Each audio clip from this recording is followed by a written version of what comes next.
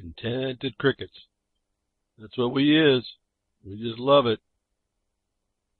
Not responding to a thing for the most part. Talking quite a bit.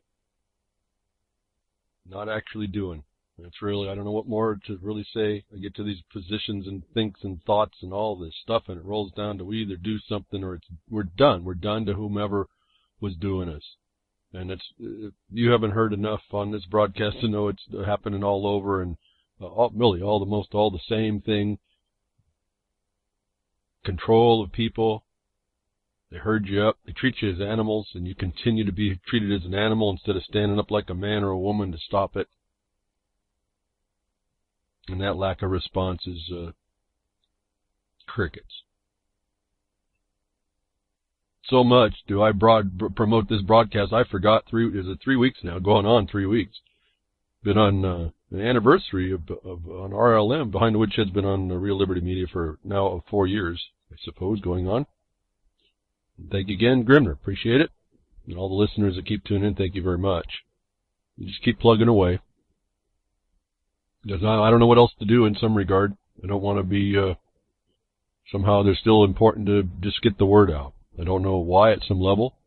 And then again, I hear some of you respond to me, or I see things going on, or it's just the words that are being said, the questions that are being made, the results that you're finding, people digging into stuff and just finding out the real reality, not the made-up words and the made-up myths that go on. We all tell ourselves stories just so that we keep talking to each other and do nothing. Just listening to that broadcast on UCY before us, Corbett and Larkin Rose. I'm going to tell you how to talk to a status, and I had put in that chat, in the UCY chat, then what? Okay, you talk to the status, now what? It's all about just talking and leads you into down fairy tale paths and mythologies. And the real simple answer is find something that's not right in your mind that needs to be made right and fix the wrong you see. And if you don't know how, learn. For those on Prodcast or Pastcast or Recast, this broadcast should be BTWRLM. What was that? 211. 211, yeah. So it's again, put that number in and put Real Liberty Media or Behind the Woodshed in the search engines. And what that's all about is getting you to the content, the things that I read from. We call it, you can call it news, or it could be somebody's authorship and speech and whatever you want to expression. A lot of it seems to be so-called news that we get all lost into, and I try to bring those things up, not as to talk to you about the news, but to give me a place to tell you it's the notice. And we have a lot going on. There's a lot going on, and it is a lot. I mean, listen, there's so much I've had to learn how to, and it's an ongoing battle to restrict all that I want to see get done. I can't. And so I've had to really, you just have to let stuff go on the wayside and hope that there's others seeing and feeling that there's something there that needs to be done. And those, apparently at this point, I mean, the inspiration and sentiment is there to want to see the change and go and live a better way. But the actual rolling up the sleeves and to accomplish that or re-accomplish that is really, there's not that many that do this. And I come here to maybe implore you to reconsider even all you think you know and even your best in sentiment. If it's not working in literally doing something down on the ground somewhere, with some objective thing going on and stopping it, they're working to stop it, then it's not really happening. And so I guess I'll quit harping on that. It's just I'm a little harpy on that. I just can't see anything else. No one's ever given me any other reason to see any other way. I hear all these people talking. They have great influence around with other people. It drives me nuts. And all they talk about is talking. All they talk about is just giving information. They don't talk about anything what to do with it. In fact, that was Alex Jones. I got irritated with Alex Jones pretty quickly. He would talk and talk and talk, and all this stuff that's going on, and tie stuff together. And yes, he did do that. But I'm listening with my ears at that point with him. 15 or so, 20 years of research underneath me, thinking, well, you got to go at least 1 or 2 more steps, Alex. What do you do? Just doing essentially fear-mongering. Tell them a little bit and then give them and then don't follow through. And at the time, I wasn't too adept at getting online. I may have gotten online long time before had I understood it a little better, but it wasn't what I focused. I was coming out of the mountains at that point. What do I know? So it took me a little while to get on the internet and do a broadcast. And I've been trying to show you that there's the things out there to read. To me, they're evidence. And that only works, that's evidence on something only. It's important when you decide to make that part important. And then I've tried to translate over through the years to show you that it doesn't matter. See, this is a global problem. So it doesn't matter when it's something happening in another country. It's evidence that's going to happen to you or happening to you. And that's really a fascinating thing. People see, as I talk with people I work with, they're astonished at how much they start to see, and then I can expose a little bit more, and they say, well, this has been around us for about ever. I said, yeah. And how didn't I see it? I said, I don't know. I didn't see it either, but we can still see it. We can sure see it now, can't we? And the only way you get to see that and understand what I'm saying really is to just engage some things. It's whatever. It's so, when I say we're infiltrated and surrounded, you may or may not appreciate the fact that that's already in your mind. You're infiltrated and surrounded about yourself. And we have to work through that too. That's quite a bit of, that's a very steep learning curve as well, ourselves. And so, Harpy here. I don't know what else to do, and I don't have anybody giving me any new discussion. The discussions I have with people working this stuff out, they all come down to the same thing. We're here doing what we can do, not talking about what we can talk about. Believe me, we talk a lot, but it's really working out nuts and bolts and construction and strategy and tactics and anticipation and looking into the future, looking into the past, bringing it forward. What are they doing to us? What have they done to us? How do we stop it? And the way you stop it is you put yourself, as we heard in the 60s, the guy says you got to throw yourself in the gears. And I realized, well, if you do that, you get munched. Maybe you don't want to do that.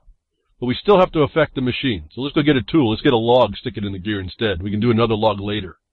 At least we're not in the gears. But the point was, gum up the machine.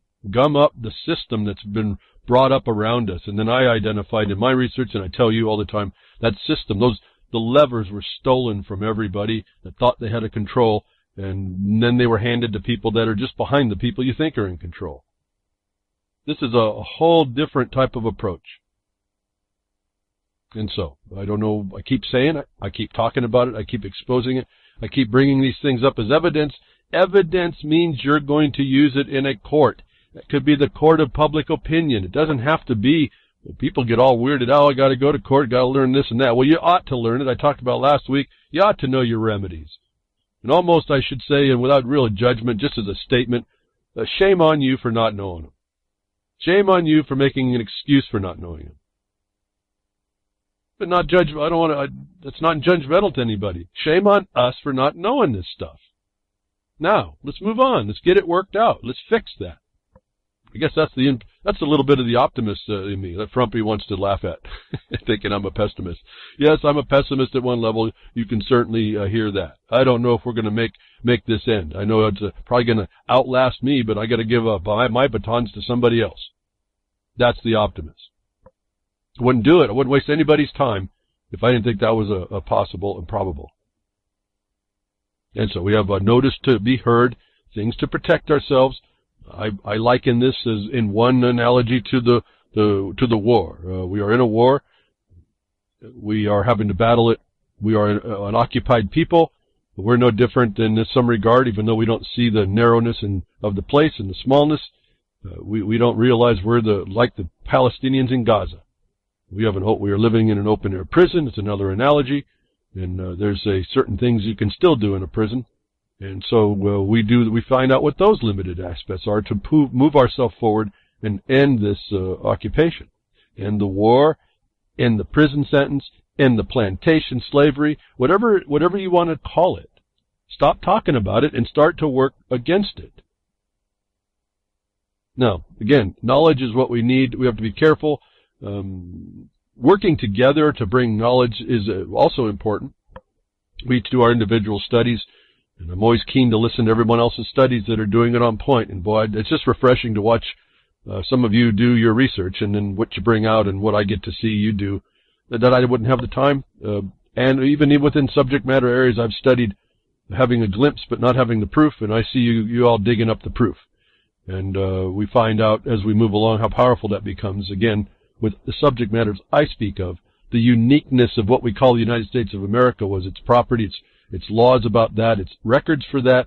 What made it different was that we had those, and supposedly, there was at one time the court in order to protect all that, and separate from politics. Part of the thing I don't like about this anarchist, voluntary, name-calling, Republican, Republicrat, Democrat, whatever you want to call it, is it is irrelevant to production, irrelevant to everything I tell you about what makes America different. The law of the land was the land. And that the law of that land, when parceled out, was the patents. That cannot be interfered with forever. If that doesn't show you a power, I don't know, you're not really listening or hearing or whatever it is we're not doing to make the connection to how separate the government and politics is from our lives, actually. That those that talk about the politics are really wasting everybody's time. You're talking about anarchy? That's a political movement in rejection of the society it is in. That's a political movement. I am not talking politics. I guess that's why I get irritated with people like Larkin Rose at some level. The whole paradigm has to be the statist, anarchist paradigm, and it's false. And then it's irrelevant. When you get done, so what? Now go do something, I guess, is my observation. Now where are you going to do that? And I think I've seen where it's possible to be done, and we should have been rolling up our sleeves and staying on the land the whole time. You know, and there's little glimpses of it, and they always fall short. What was this motion, or this idea here, not motion, but the movement, I guess you can call all these things, you can call everything something. It's some kind of form of movement. A free man on the land. See, they got part of it right. It was on the land, so why didn't anybody go to the land? I don't mean stand on it, I mean go to what made the land, how it could be land, and come up from that foundation. Why don't we do that? Why do we give ourselves a title and end where the title finishes? We stop with it. Like I've asked and told and identified before, why do people go stand on the outside steps of a building called a state capitol and not ever walk in and confront the legislators inside and properly? Why do we get lost on inane, irrelevant, impertinent, immaterial arguments instead of evidence and facts? Law, more importantly, that constrains these things that are brutalizing us. So I'm, again, off my tabs. I keep going. Get back to my tabs. We have to be protecting ourselves, and I wanted to give a shout-out to thank you for the comments in the Blogcaster, one of which was put in last, I think 2 weeks ago or so. I didn't go back to the Blogcaster to see it. I just know it was there. I get a notice of it.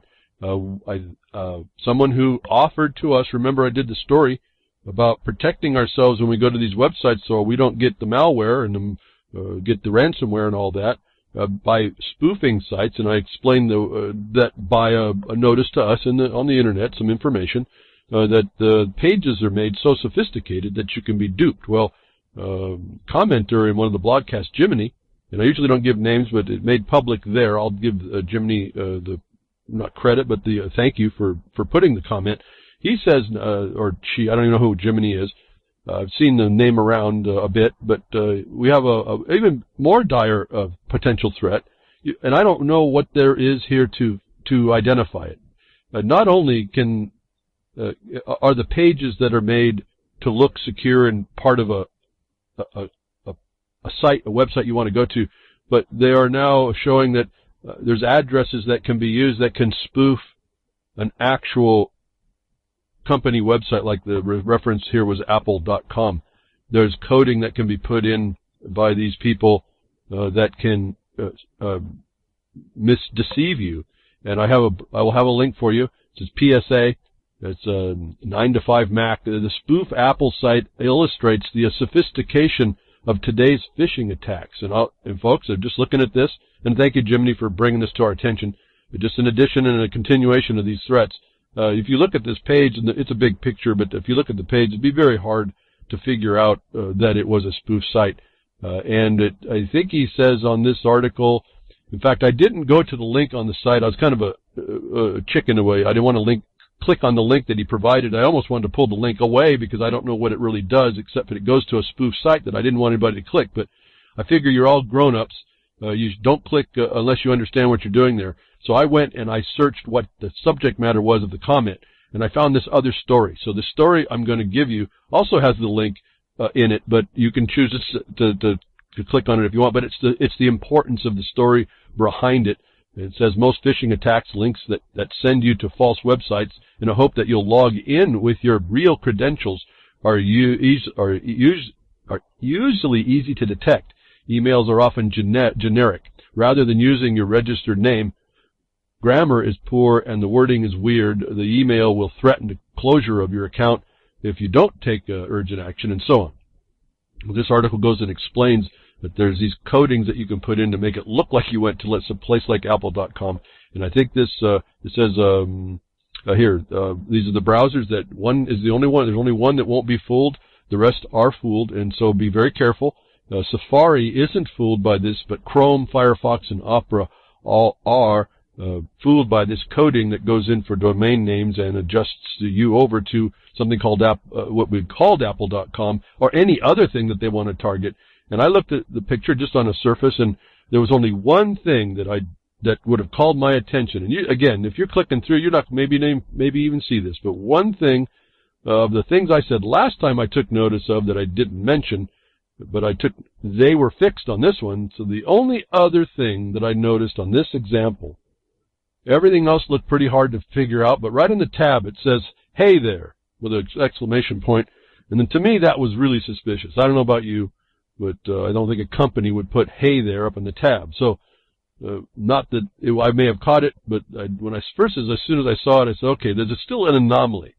So the only savior you have is to be very aware that these people will make a mistake, and maybe it's out of the goodness of their heart, that as they attempt to rip you off or do something else, you even use your system as a botnet or whatever they want to do, have their way with you, whatever that is.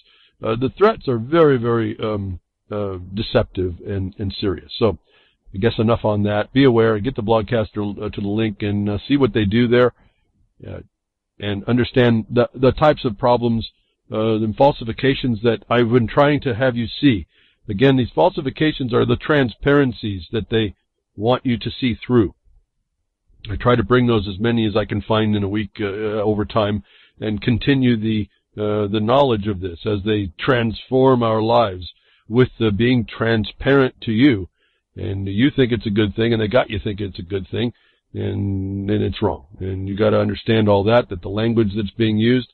Let me see, something just occurred to me. Right, it was people, I was talking with the importance of definitions. In fact, the requests were made of certain dictionaries. A couple people, it's interesting how you guys, all you folks come in and ask me similar questions at the same time. We're talking about dictionaries, and just the bottom line on the dictionaries is dictionaries are good, but you have to understand that there's really only a couple that are actually valid, and most of the ones that people quote aren't. But the bottom line on all the dictionaries, no matter what, you can't get lost in the dictionary definitions you find, because when you walk into a jurisdiction to use them, that jurisdiction has probably their own definitions. And if you don't use them the way those definitions, the term, I should say, because the word is a term in legal, so it's anything you have a special meaning is now called a term.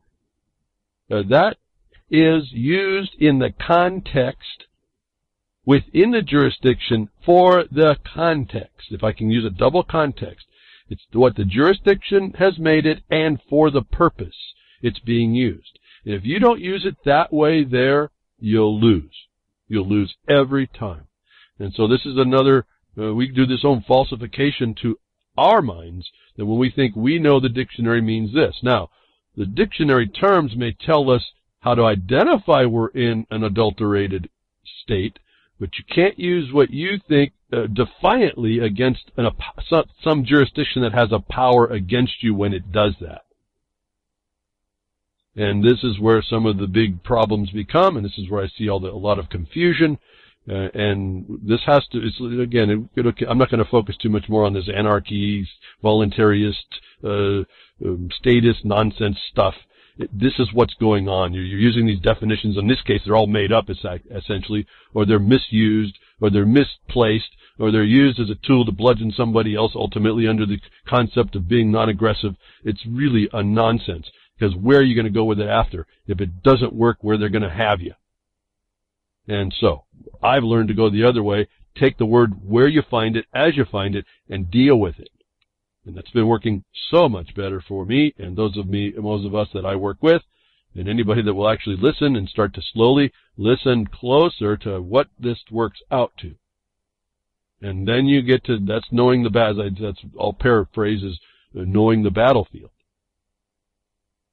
And so within this falsification of our world, all of a sudden, and so comprehensively, I guess is the better word. I've been talking about another discussion and evidence of the things that the system, that one of the main systems we walk into is the legal system, whether criminal or civil, whether underneath the new regime, there's only one action ever, and it's civil. So what happened to all the rest of the jurisdictions is probably should tell you that you don't live in a constitutional establishment anymore, but no one speaks of it that way. They just argue with it or fight it or think they got the better answer, and they don't look at it to make it work out for them, as I've learned to do. And again, nothing's a silver bullet. Always, always, always is not a silver bullet. You're up against criminals. They've admitted they're criminals. I don't know what more to say about that. You just do what you can do. And better you make very few errors and mistakes.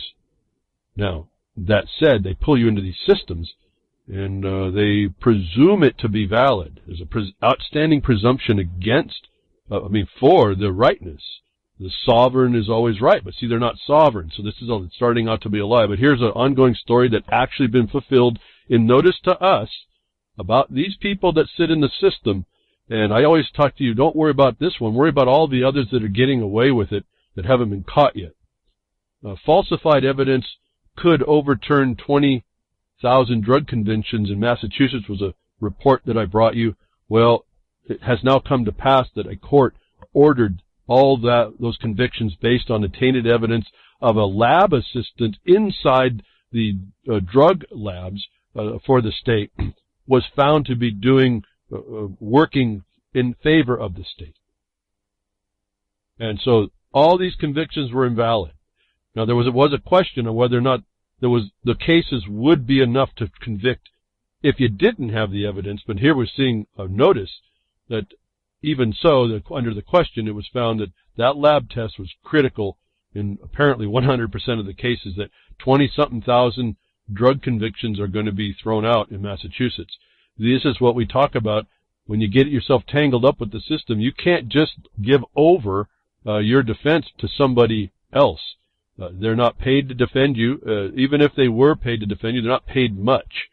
So that's a problem. That when I'm telling you these things give us evidence that the system is not correct.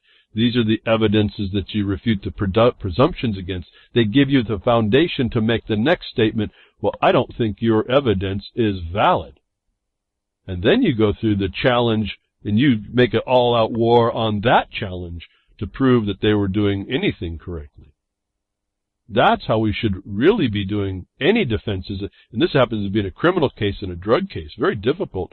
You know, the war on drugs gave these governments, these criminal governments, so much power beyond what the nonsense of the war on drugs is. But this shows that the power is certainly the power to destroy under the presumption of that the government and the state does right. Is evidence that the state does not do right, 20,000 times not right. This is so much a major denial of justice. How do you see? They also will talk about the harm that happened because of these convictions that are now wrong. How are you going to get justice for all those that have now suffered with that taint? These drug convictions are mostly felonies. They don't mess around. And you shouldn't either when you go after these people that do this. This is why I look for felonies. Felonies are required to be prosecuted. The misdemeanors are not. So here's an evidence. I don't want to get, again, so this is like getting those people sitting in jail for the rest of their life on murder charges that were wrong, and their whole lives were reduced to being criminals until they were 50 and 60 years old, and then they go, oh, we'll give you $1 million, and that guy or woman doesn't have, most of them are guys, they don't have a clue how to do that, and pretty soon they're back on the streets not doing good. So there's no, it's a denial of justice across the board. We shouldn't agree that there's a presumption of innocence and sovereignty and right in the government anymore. We can show that. If you wanted a foundation, our lawsuit says it. They agreed. They violate the Constitution. They're non-constitutional. I can show you statutes that shows anybody that's operating under a Model Business Corporation Act, your state is openly not an original organic establishment. And these people are getting by with these organized syndicated criminals are getting by with literally murder when they kill people, literally ruining people's lives and destroying your life, a complete denial of justice. And I keep bringing on this. Everyone laughs, oh yeah, where's the justice? Well, that's your problem. And if you don't turn your mind to fix that, you're agreeing as an accessory. I'm telling you that the denial of justice is a cause. It brings up another remedy. They can't, and they reduce your harm to a money value. That doesn't necessarily pay it, and it shouldn't be able to when they take your life. That's a denial of justice. And if we can start getting our mind more focused on these things and move in mass across this country against these things to show the established organizations right now are violating people, not deserving of a presumption of doing right, we might start doing much better than promoting the memes of what an anarchist is or voluntarism and all this other stuff that I can pretty much destroy pretty quickly when you get right down to stop using made-up definitions. And let me just put it, says it came up in the UCY chat. Well, what is this anarchy? I'm not quite sure. Well, it's simply this. It's nothing more than this. And if you add more to this, and you're messing up. It's simply an organized movement against a rejection, organized movement and rejection of a society that those people are in. It's a political thing. What did I say about the law of the land? It's non-political, apolitical. In fact, it's not it's non-political. And so if you're talking all that stuff, you're talking really nonsense to me. And you're wasting your time because you're just dealing in political philosophies or the rejection of the political philosophies. And let me tell you something. When the anarchist organization wins in that society and it becomes the idea for the society, the next one in rejection becomes the anarchist, and the one that started as the anarchist becomes the stated society, the agreed to society. If an anarchist group is successful, it becomes the statist. If I put it in the terms and definitions of the people that push anarchy and voluntarism and all this other myth. I don't understand why this is such a hard thing to understand here. It's simply a political movement rejection of a society. Now what? You either succeed and you become the statists, and then that's not even the way you use that word. That's the way everyone else uses it. It's not the way you use that word, but I have to communicate with people that think they understand that's the way they use the word. As soon as you overthrow the statist, you're going to be the statist. That's how, this is a political definition. What's the other one that people use and they think they're exalted by using it? What, agorist? Well, agorist is the economic movement organized against the societies, or in rejection of society. And so, we can reduce these things down to where they are, we can put them into proper perspective, or we don't, and we continue to defeat ourselves because we just keep talking to each other. And then we fight because, oh, I got the better idea than you. How dare you? And it's just another division. And I can feel myself getting frustrated because it's not any of that. And when we walk into what we do and we want to bring a property right forward and the obligations and duties of the existing society to protect because it's already there to do that and they're failing, that's a crime. we can hold that back, and we can be reasonable with the people that are already in the society that everybody rejects, but that the obligations and duty are there to be working with you, not fighting with you. And so you talk amongst yourselves, or you can go right to where the problem is. As I was talking last week, or sometime last week or during the week, everyone's enthusiastic that Berkeley has now become a battle zone. like the Battlefield America wasn't enough. Now we're going to now identify the battle for Berkeley. The battle may be inspiring for those that are finally sick and tired of the so-called progressive position, leftist position, whatever you want to call it. But remember, as you go down into the streets, I told you that was not where you needed to go. You can put all your energy out there, but you're only fighting the people that made the decision to put those mercenaries out there in the black shirts. You're only fighting them. You're not fighting the decision that put them there. You're not fighting the system that made the decision, that allowed to make the decision to put them there that you're fighting. So when you kill a soldier, you're not killing the mind behind why the soldier's there. Now, if you start thinking this way and going back to where the root cause is, you will lose. So, again, went off tabs, but falsified evidence, again, destructive, completely destroying in every way. They caught this one. I'm going to suggest, I'm going to ask again, what about the others? What about the ones they didn't catch? And I don't know, where does your mind go when I say that? Who cares, so what? Yeah, what about it? Does it all end right when I tell you that? Have you turned away already? Are you finished hearing it? Are you off onto some, you going off onto some TV thing? I don't know. What's in people's minds? I'm not seeing the action. I guess that's my frustration. When we have all this evidence that we could be using to twist this whole thing back to where, and get a hold on it. These people that jump out and riot in the streets, and then you go address them, you're not addressing the people that told them to get there or paid them to be there. That means it's a setup. Why aren't you aware enough to avoid that and go inside? Find where the decision maker was. I mean, I'm starting to think maybe I should get back into making armor again.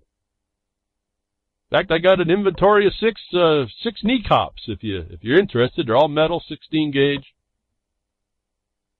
You can strap on your leathers. Go to town. Go and get some rattan. Don't use that wood stuff. That's no good. Get rattan.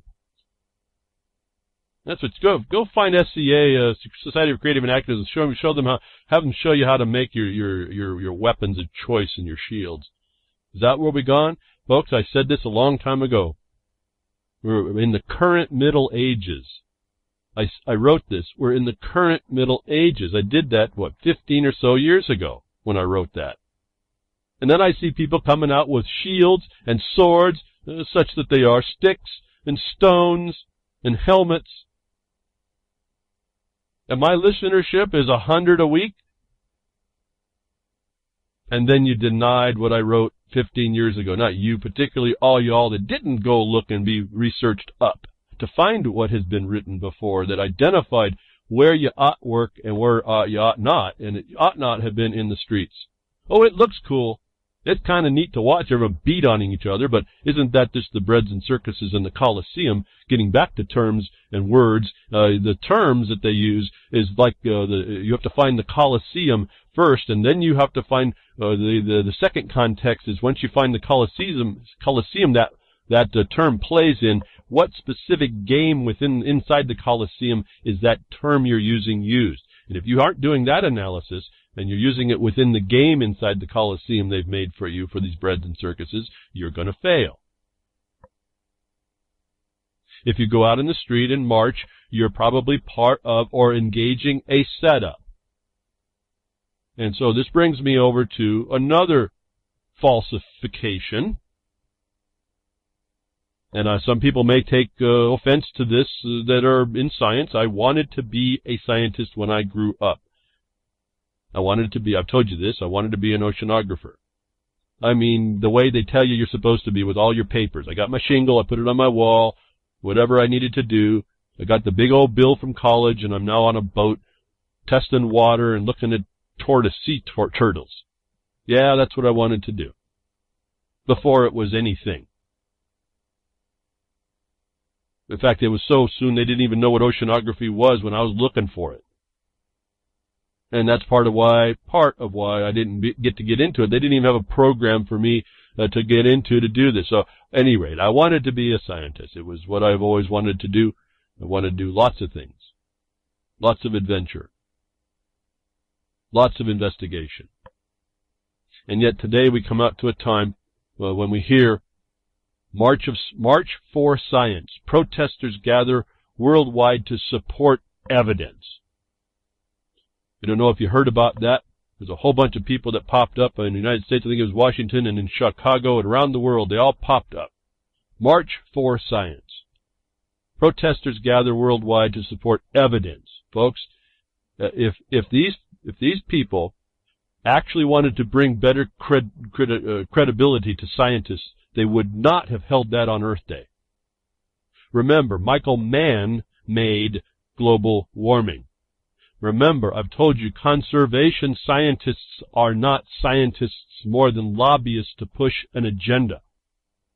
The evidence they're talking about here has been promoted that people bought into. There's a bunch of scientist people. They may be smart, but they're not too intelligent. I'm not against science. I'm against this propaganda that pushes pseudoscience as science under science-based standards that are not more than lobbying conditions to push an agenda. That this march was held on Earth Day should have been a big clue. If they wanted credibility, they should never have had this on Earth Day.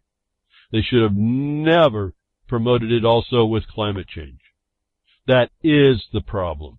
And a lot of the people I see that were in that, because I've got a couple feeds I look at on Twitter, that are supposed, they think themselves scientists and that the GMOs are good things and they can prove it to you. These are the types of people that are speaking the UN globalist line. Maybe smart, not too intelligent. They'll defend to the death what they're doing for your benefit. And at some point, part of me just gets stunned that we put up with it and continue, and people actually engage this. Why did a bunch of scientists looking for better credibility in the use of science and real evidence come out in March en masse globally on Earth Day? Is a mind-boggling thing to me. These people are either that absent and we can't trust them anyway, or they're part of the global agenda to get you to understand that they're going to be bringing you science-based evidence in their promoting their agenda, and they won't be looking at actual science or real science at all. These are the people that denied the sun until they were forced to, when those of you that have, started finding out that climate change, Michael Mann made global warming, is nothing but a statistic to an unproven hypothesis. And there was no actual evidence. And you see how they contort and keep bringing up false things and present them as real. And I've shown you how and why that is. I've explained it in the term stakeholder. I've explained it in the conservation scientists and the documents of these people that do this, that put this plan on Earth Day. I'm going to have to put these people that generally supported this, good-hearted as they are, good-intentioned as they are, in the not-so-intelligent phase, and I can't trust their work. I can't trust them to look comprehensively into the future on their current use and research, to be looking out for anybody. Because they weren't so intelligent to see this was a setup. It pushes the agenda. It pushes one more part and tool to get favor in people, like they have the answer and you don't. This evidence is technocracy after it's manipulated the evidence. In fact, it isn't even evidence. It starts out as a falsification. And I suppose that's where we'll be going today. Watch out for falsifications. As now this is the third tab that I'm talking about this. And my desire to have you understand and see and identify falsifications wherever they may crop up, so that you can first identify it. You can decide whether or not you want then to deal with it or have time to deal with it, but put it in a place that you can understand what it is so you can explain it to others in a very concise, summary way so you can keep focused on your actual, what wrong you want to make right. Now, I've spent quite a few minutes here discussing it. My problem with all this is I don't see a lot of people speaking to it in these ways. In fact, I'll see the people that have a great following will now go do the documentary of the March of Science instead of explaining to you this was a plan, this is the problem, this is what we have to fight, and it's not because we're fighting science. We're fighting a bunch of people that use it as a cover, use it as a facade to cover their skullduggery, cover their criminality, cover their felonies, cover their treason.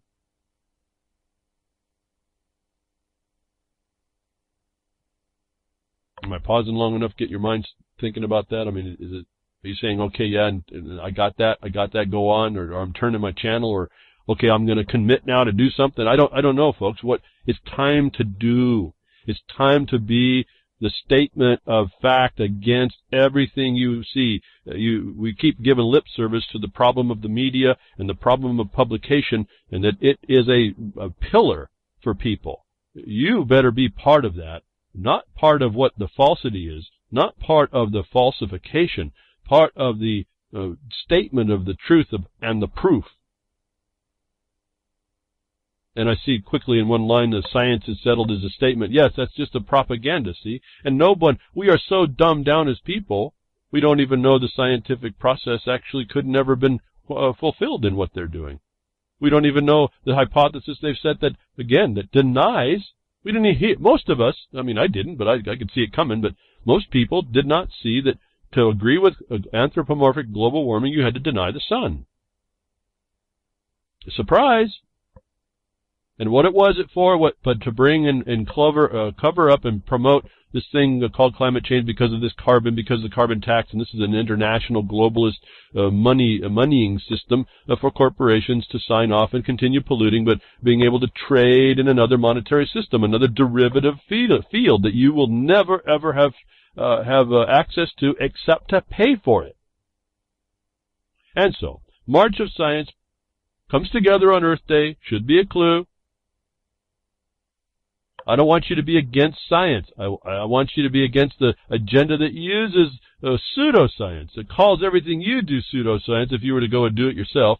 And again, if you go into the system, you're going to be trained to be doing the pseudoscience. You're going to be trained to do best sciences, the standard that you're handed.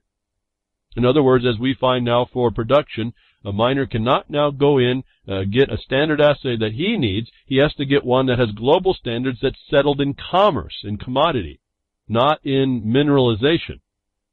And the only way I know that is the gentleman who is aware enough of it to go see it, to study it, then show me so that I know that that's the fact and what he found.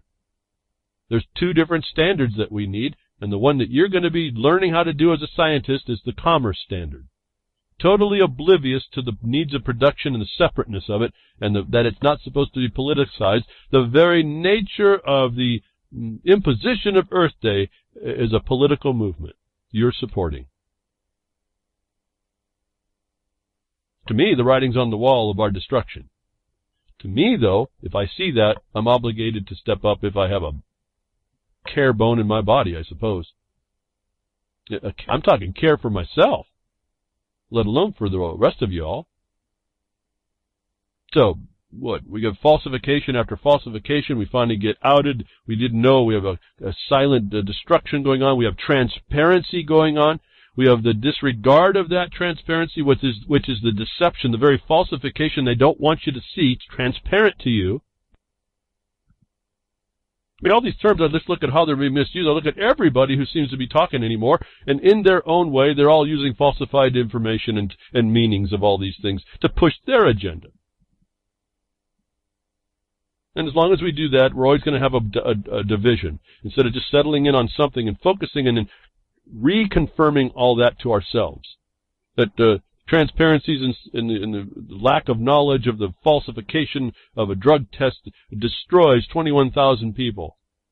It's happening all the time everywhere, not just in drug cases. It's happening right down the street in a local governing body it doesn't even have to be the government, who has a public-private partnership, another method of the same destructive ends. Public-private partnerships ought to be abolished in everywhere. As I conceive this, I haven't found a good reason for them to exist right now. They need to be abolished. They're the adulteration of government separation of the duties and obligations to the people by the commingling of a private interest for the ends of that interest, on whatever it can make up, because those folks have figured out how to go into the coffers of the states or whatever, the other governing bodies that steals taxes from you from someplace to regulate you through the invention of some service they've said you need. The media, so important, being adulterated right before our eyes. I come in to try and explain how you see all this, and that you just don't just see it, you then have to filter through it, put the stuff you're not going to use. You never not use everything, so you got to be careful not to throw it all out. But you put it aside, and you use this other, so whatever you can as evidence to further what your mission is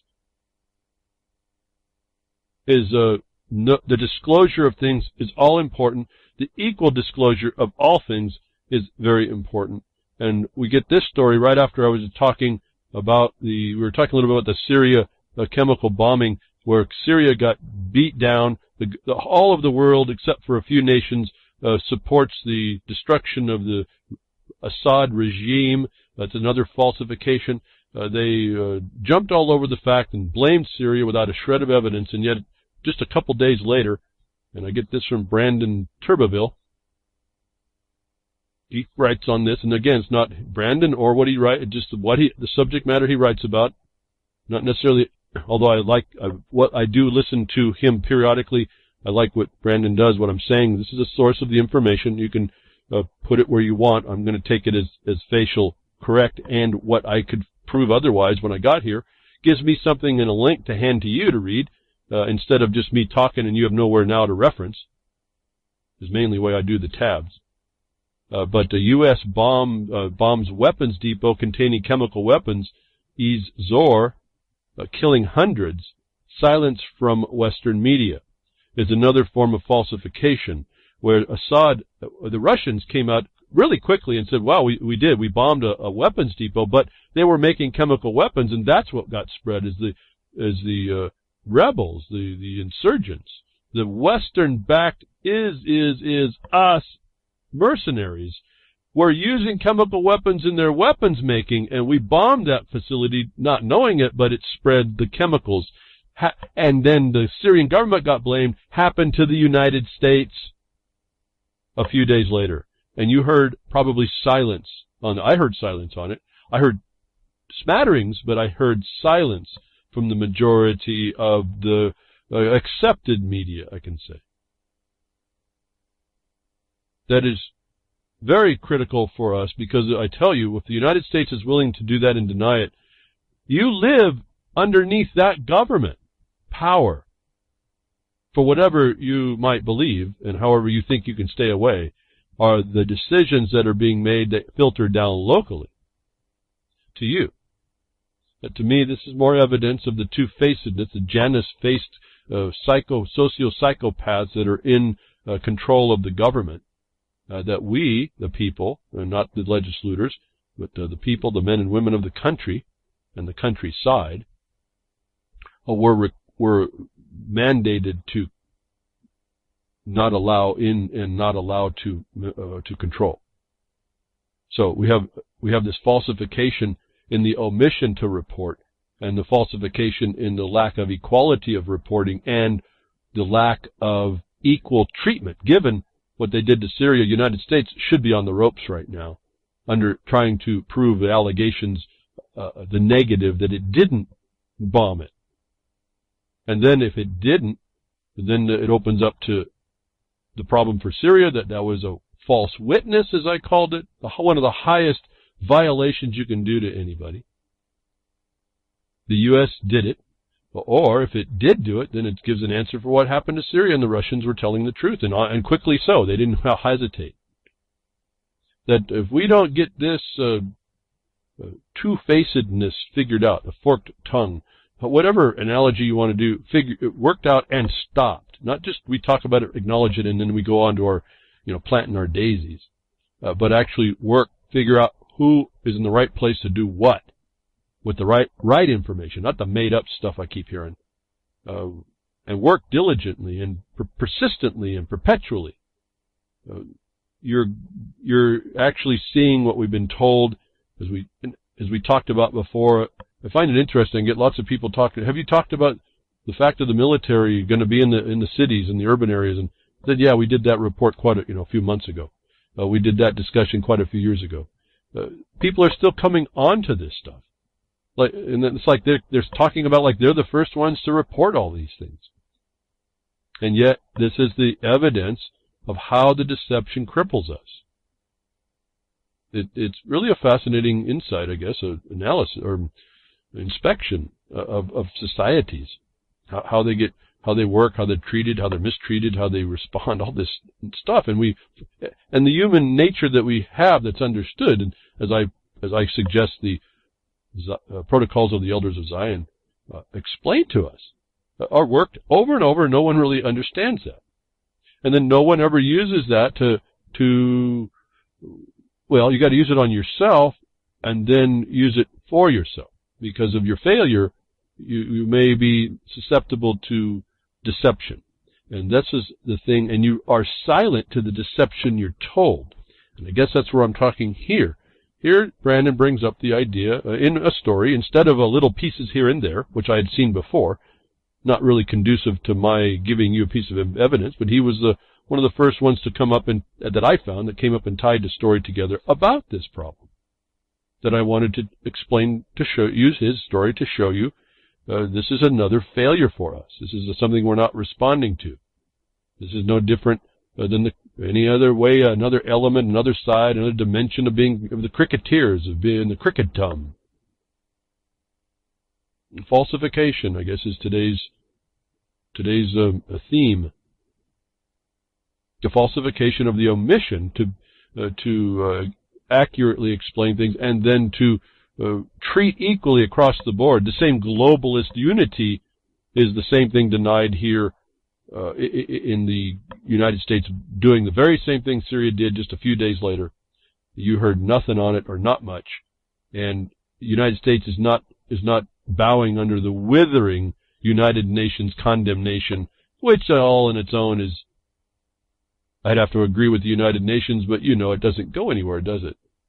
We are also seeing the failure of the UN. Why we continue it, even after, even if it wasn't up until us showing it was the core of the concentrated evil in the world. It is the beginning of the destruction of your country if it turns on you.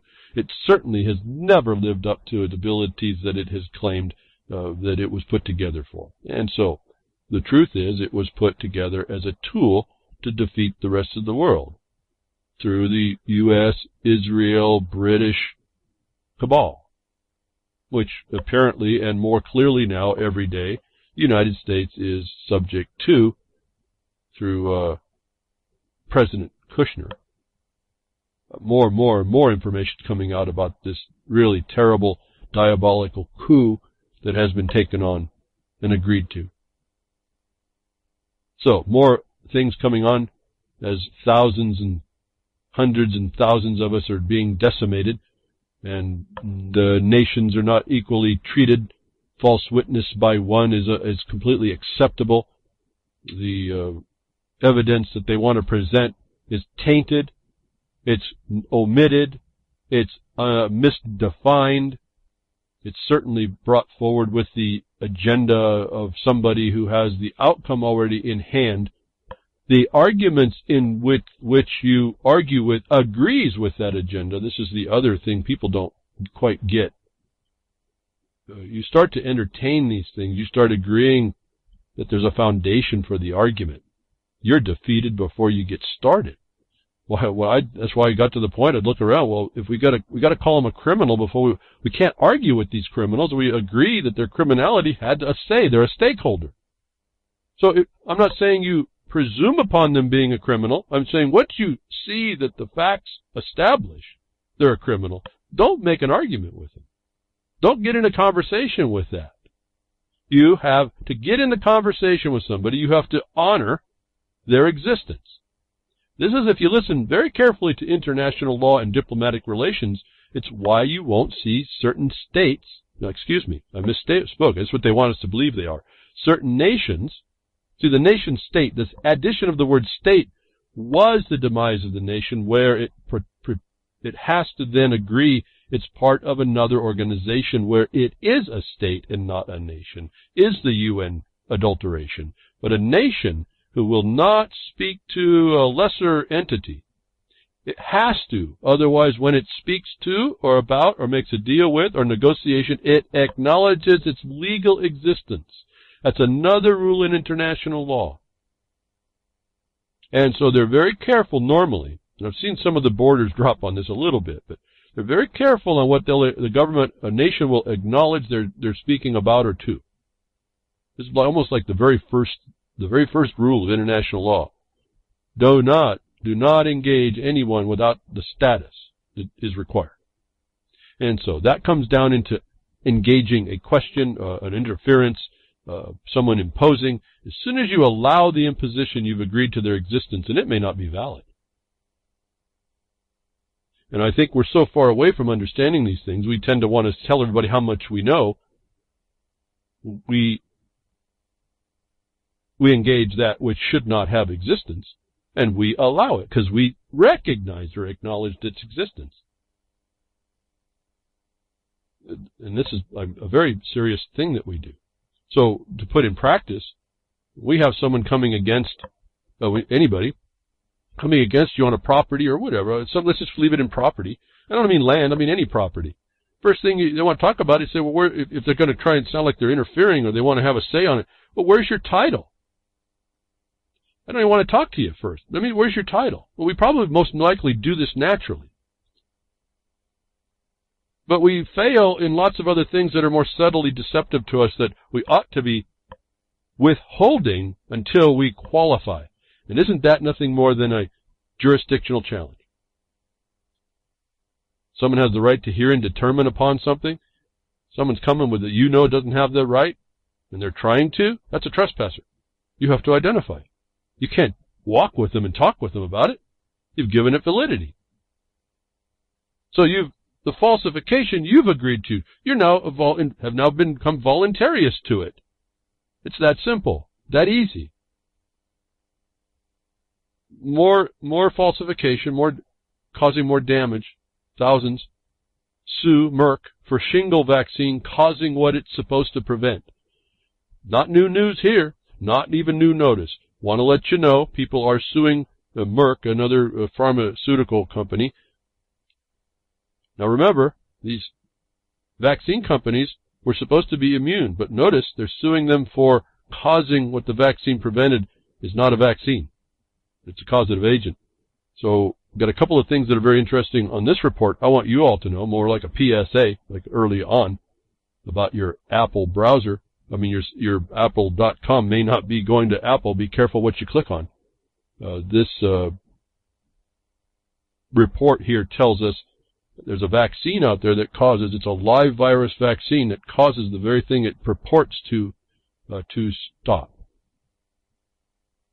Shingles is not a funny thing. Anyway, I'll let you read it. I just want you to know falsifications are everywhere. It takes you standing up somehow in order to expose the wrong and then stop the wrong. But thousands are suing is not a good sign for you and taking that vaccine, and then I extended, as you've heard me say over and over, probably to a lot of others. And in particular now it's coming out. The last few big pandemic vaccines, I think this is going to be one of those words you listen for. Pig's fly flu and Zika were, in fact, now we're finding out they were biological agents. It's like weapons to change your DNA.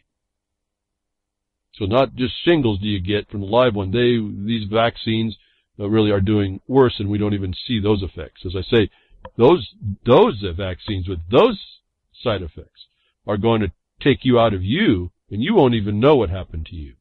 And now think about that.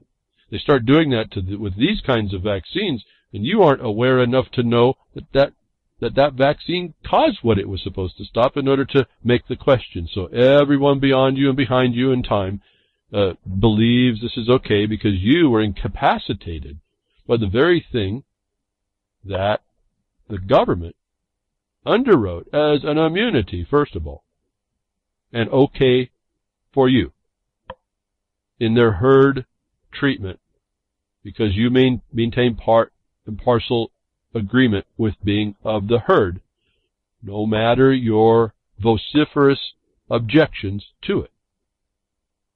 Why? Because you were just talking, chatting, pointing your finger, yelling and screaming, stomping your feet, telling bad jokes about it, getting into pseudo-arguments with other intellectualisms.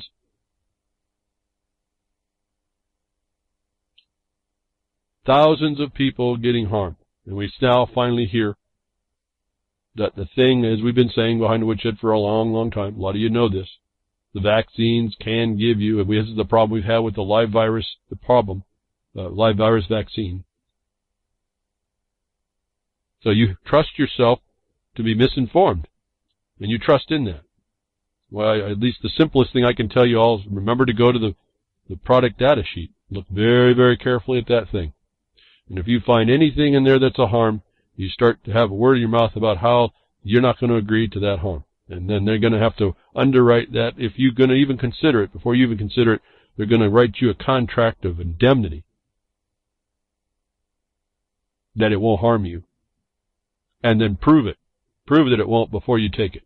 In other words, you put them, it's a conditional acceptance. It used to be called a conditional acceptance in so-called patriot circles. You'll accept to do it, and then you make a list of conditions upon the terms upon which you would accept.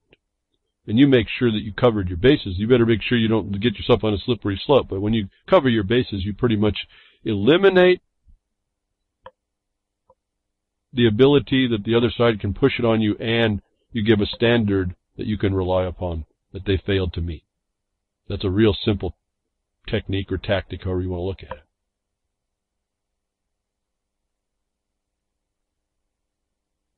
So, falsifications that go on, things that are not disclosed to you, things that are transparent to you.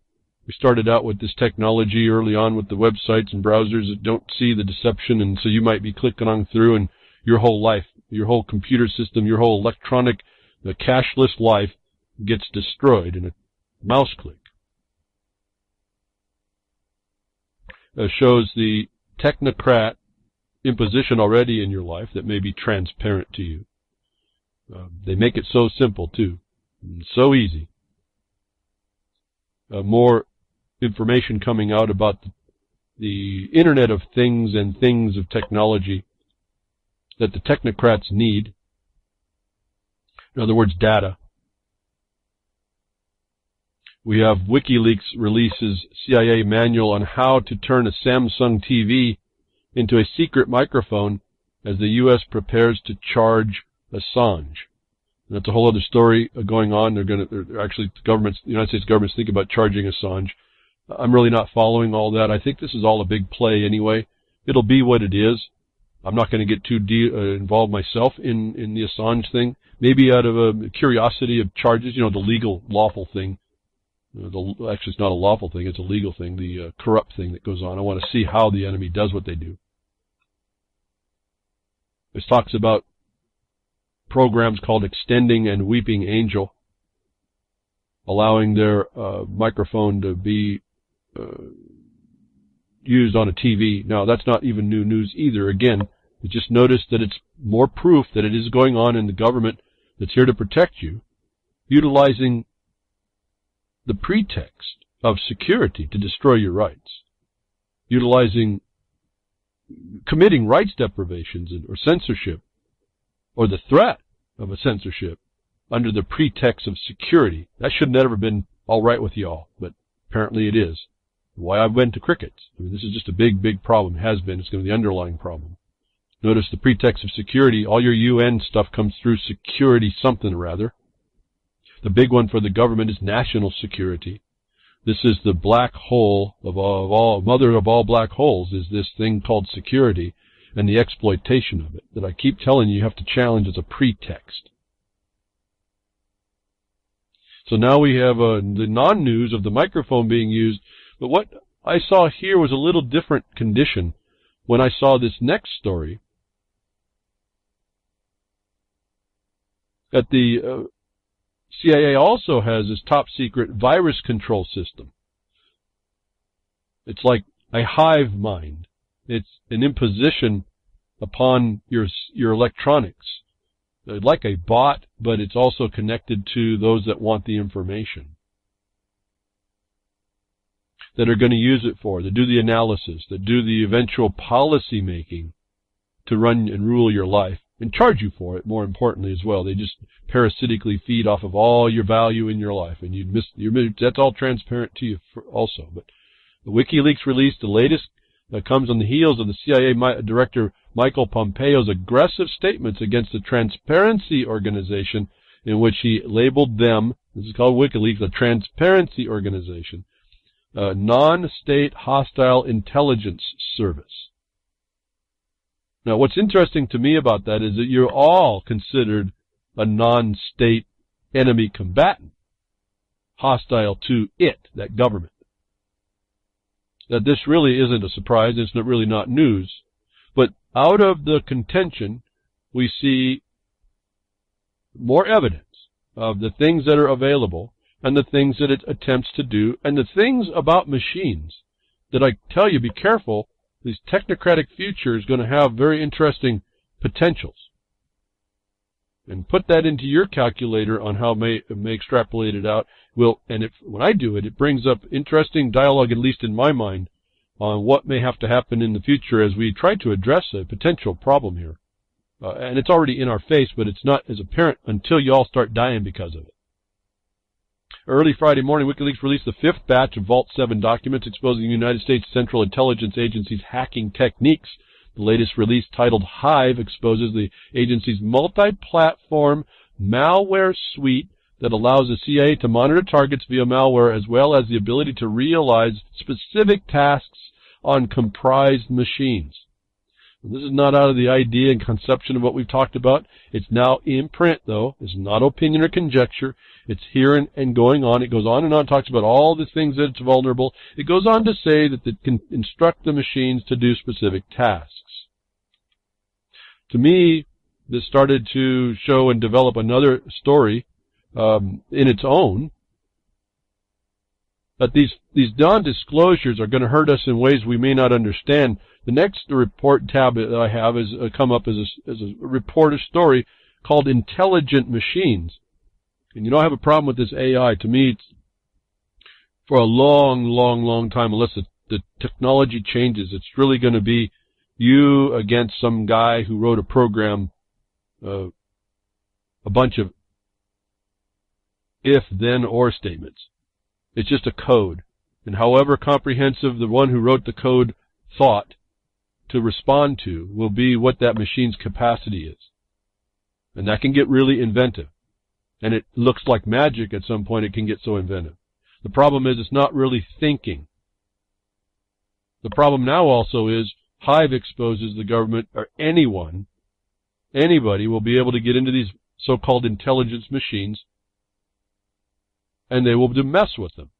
And here's the first indication of how that might go wrong and what this means as we move into so-called artificial intelligence living, where we now even hear that AI may become judges of law because they just won't make a mistake. The dark secret at the heart of AI.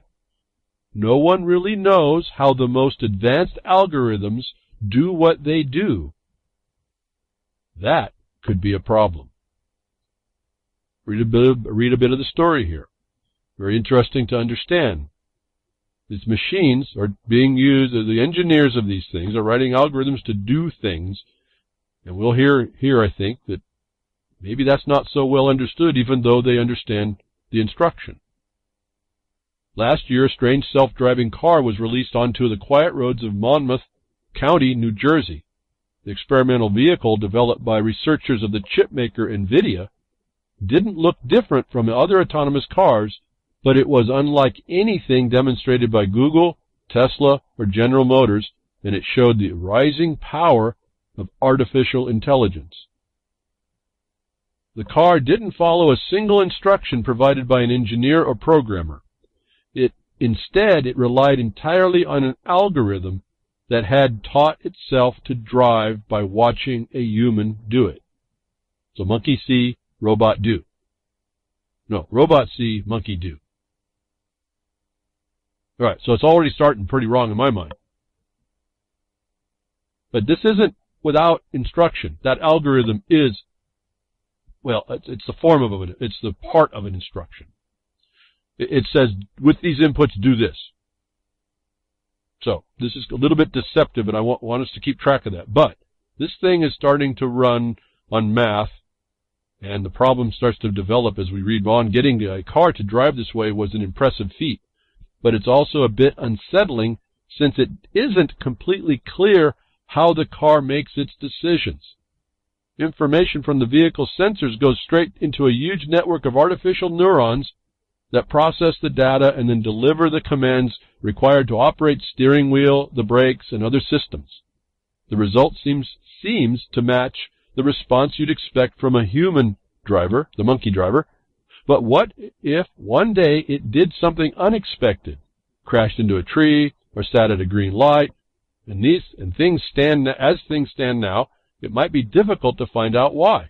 The system is so complicated that even the engineers who designed it may struggle to isolate the reasons for any single action. Now read that again, folks. The system is already so complicated that even the engineers who designed it may struggle to isolate the reasons for any single action. And you can't ask it. There is no obvious way to design such a system so that it could always explain why it did what it did. I'll stop there. More to read. Very interesting. You go in and start thinking. I think if you read, your mind should work. Works on as you read. Think about that. The machines are working, and so beyond the engineer's understanding of why, and it can't tell you. Can you see a problem in the future, folks?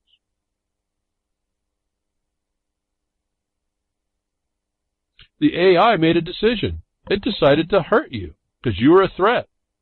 It got hived. It's part of the Borg.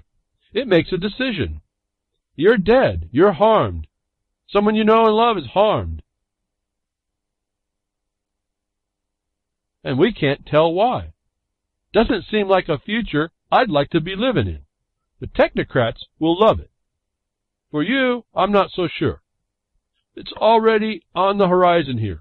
They're building machines beyond the control or the understanding of the actions of which the engineers themselves might be able to do. And they're now talking about arming drones to kill people. I predicted this a couple weeks ago in talking about it. Oops, that wasn't the guy we wanted. Well, why did you shoot it, Mr. Robot, or Mrs. Robot, or Unibot? No gender. Actually, the real person now shows up. Unibot. Well, I don't know, and I can't tell you. Thank you very much. But Siri, are you connected to the CIA? Alexa? To me, there's a whole lot more that I could discuss that doesn't portend us well. We're hearing the points and elements of our destruction by allowing these scientists, whether they be political scientists, data scientists, computer scientists, conservative scientists, the ones that are going to push the efficacy of the ethicists, that's already getting to the point it's beyond them. And these machines can't tell you. It has to be a major notice to us this week of what they're allowing to go on. If someone can program a website to look like a legitimate website, do you think that robot can be reprogrammed to be looking legitimate but actually be out to harm you? How are they going to catch the culprit? Where will be the evidence?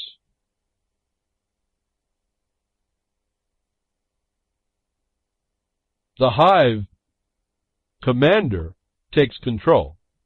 Who knows it?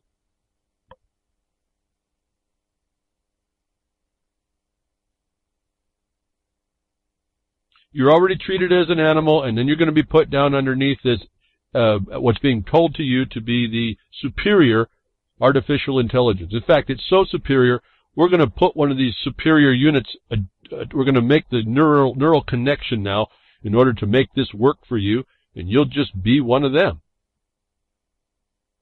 Oh, we didn't work about that one.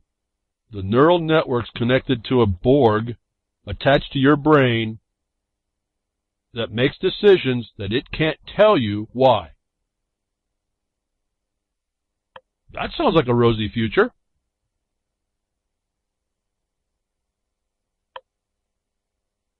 They're going to exalt the animal to be augmented by a robot. That's a rosy future. Who are these people that think that they're so much above it all to say even try this? It's the same people that think and treat you like animals. When the robots, the current biological robots they call TSA agents, are treating you like dogs. As a mom slams power-tripping TSA over a pat-down. There's a Borg in your future, and it's going to be the face of a robot grabbing you, holding your junk, and finding out you're a woman. Why? Because it can't tell you, and we won't know. But it will have the superior authority. Why? Because you are a dog to be treated as such. U.S. mother says her family were treated like dogs and deliberately kept from their flight in Dallas-Fort Worth International Airport security, who carried out a pat-down screening of her child. Jennifer Williamson's angry Facebook post said her family had been through hell after her son Aaron, who suffers from a neurological disorder, most likely created by the same government, was pulled aside by agents from the TSA and subjected to a security screening. There we go, that word security all over again and all over us. Won't go on more. You're treated like dogs. That was her first treatment of how the government already treats you. Her first notice was pretty shocking. You are only a dog. You will be given an implant. Right now they're asking you if you'll happily take a chip in your paw, and most of you up in there in Europe are going, oh yeah, I can get my dog food quicker. I get my biscuits a little faster. And then we find out these things, these units, these electronic devices are getting so-called intelligent, so beyond, we can't know what happens when something goes wrong. We can expect, since if everything goes right, it went right, but we don't know that either. Could have went right by accident. Did you ever think about that? But we're treated like dogs.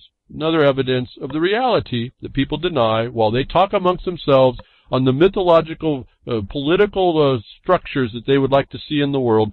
They will never, ever, ever step forward to create anyway. I want you to show me anyone who actually has a system that's actually functioning to be able to see whether or not it works. And I don't know if I know of anyone that there is out there that will promote all these argumentative positions on holier than thou, arrogant, I've got the answer, you're a statist type positions, or you're not this, or you are that, or you're a jerk, or you're wearing a black t-shirt and I got long hair. And what are we doing? We're succumbing to the very thing that the puppeteers have put their lines on your brain to do. Whether that came through an injection or a pharmaceutical or the food you're eating, or whatever, the TV you watch, the news you find on the internet. And you are Pavlov's dog. And they're treating you like that. And here's a first time I guess the woman had ever thought about that, when she got treated like a dog. She says like living in hell. No, it's living in a zoo. So she got that part wrong.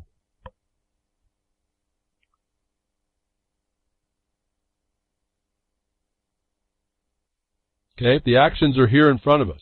The falsifications are here, and we've been crickets to it. And Jonathan Corbett, not James Corbett, Jonathan Corbett, again, he's been doing this work on the TSA. And this turks you a little bit. Maybe you should team up with him. I don't know Jonathan at all. From what he writes on his website, he might be a good place to start. He's definitely against these guys about what they do. There's somebody out there within the listening reach of my voice. Global, folks. I'm global. You realize that? A little behind Woodshed, global. All 100 you listening every week is global somewhere. Having a stake at this. Somebody knows somebody, if you don't want to do it, that you can say, hey, listen, we got some thing that needs to be done. What do you think? Oh, well, I'm not going to get on an airplane. Okay, well, next time you drive down the street, the cop's going to do the same thing to you. Why? Because you're an enemy combatant and he's caught you.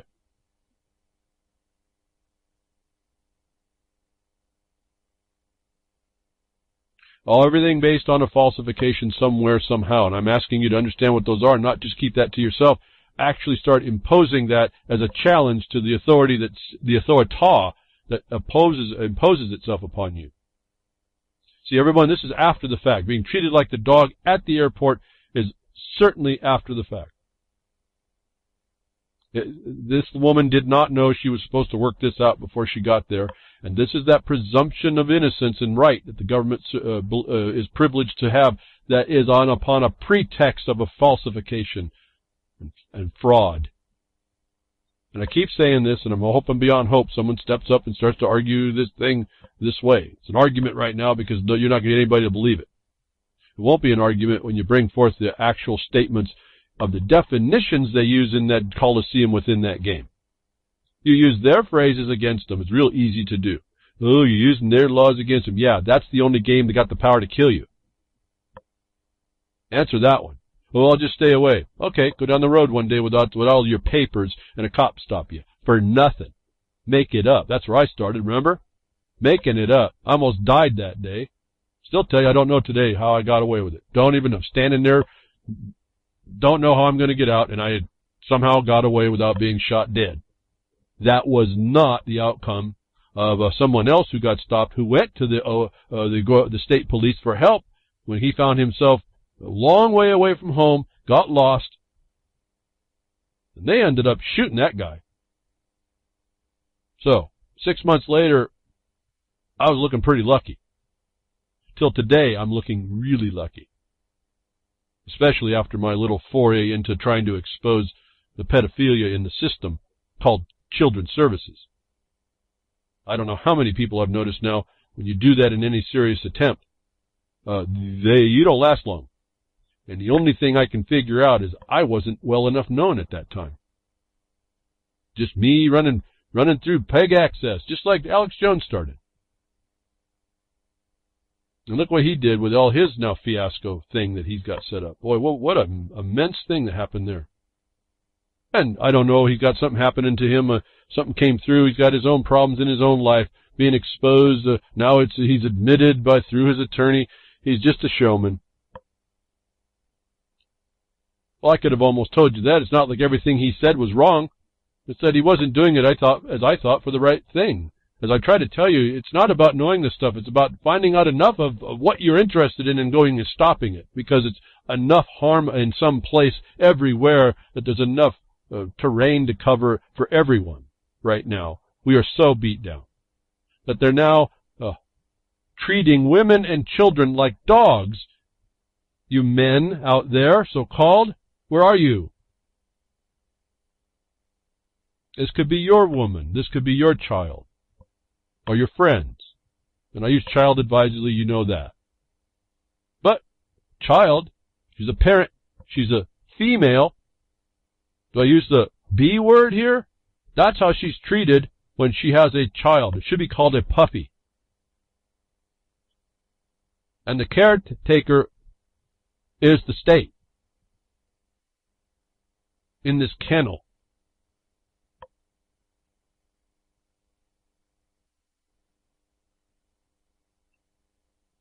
Falsifications, covers, deception, non-disclosure. It's our world right now. I'm come every week to try and expose all this stuff that you can see if you want to in a different way. It may not be the only way to see it, but it's a different way, and I know we use it. When I look at these things, I look at these things I talk to you as if I was going to take them on, because I can't take them all on. My mind starts to work on this stuff. I really can't touch it too tight. I can't hold on to it at all. I will start working on the problem, and that takes me away from other things that need to be done that I really have a better handle on. Because when I start taking on things I'm not focused on, there's no one to hand that baton to. If I had the baton, if I had that, I'd be coming up with the answers for people. Here, this is where you start. Have at it. Go have fun. But I don't have that I have that very, very few people that I can do that at this point with, all these years.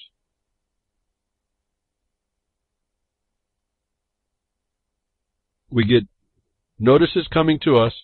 We get people that may, the news of venues, we call them the media or with social media, whatever you want to call it.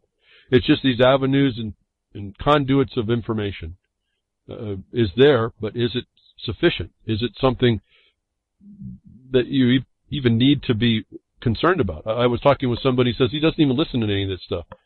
And I looked at what he did, and I said, yeah, good, you don't have to.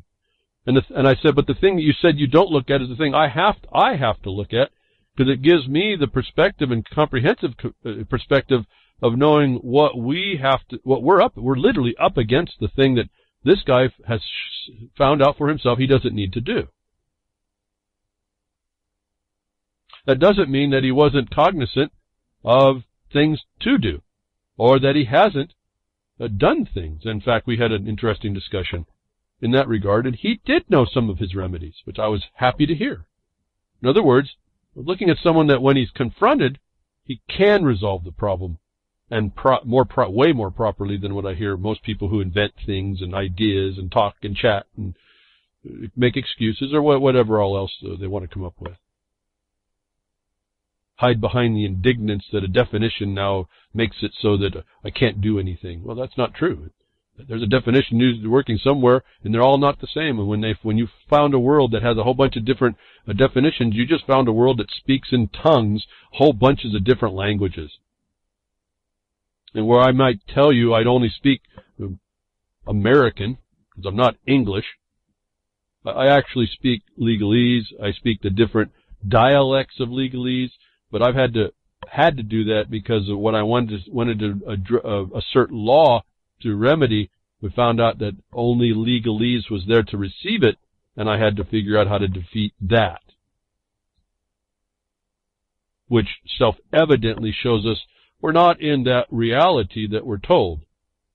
In other words, there is really no such thing as a statist, because that system doesn't even exist. Why talk about it? Why talk to those people that are talking about something they have no clue about, and you're talking and trying to promote your myth is really a fascination to me when this thing pops up, and I'm not going to do more than to call your attention to it, to watch around, just look around, see if anything happens. Operation Gotham Shield, the United States government to, quote, simulate nuke blast over Manhattan. Isn't that interesting? They go that right where Trump's tower is. But at any rate, there's a lot of noise on this one, talking about the false flag, the 9/11, the drills that go on. Let's watch whether or not. But for those of you in the Manhattan area, watch out. You could be into something there. Something could go on. And I don't think it's a nuke, certainly, but some excitement. Something that could be spectacularized. The thing that will give a credence to those that said it can say, see what I told you, see how good I am. And they're missing the whole point. They missed the whole point that the government is already a deceiver, a liar, a bully, utilizing the war of terror against everybody. Makes war on everything, a war on drugs, and you see where that's gone. I was thinking this morning, well, if they wanted to really solve things, why are we for want? I've said this country, the United States of America, is so great, everyone should not be for want. Why didn't they, if they wanted to solve our problems where we don't have enough, why didn't they make a war on not having enough? Why didn't they make a war on money? Oh, wait a minute. They did, because we got nothing. They've made a war on money. That's why we have nothing. Well, gosh, see? I've been thinking all wrong.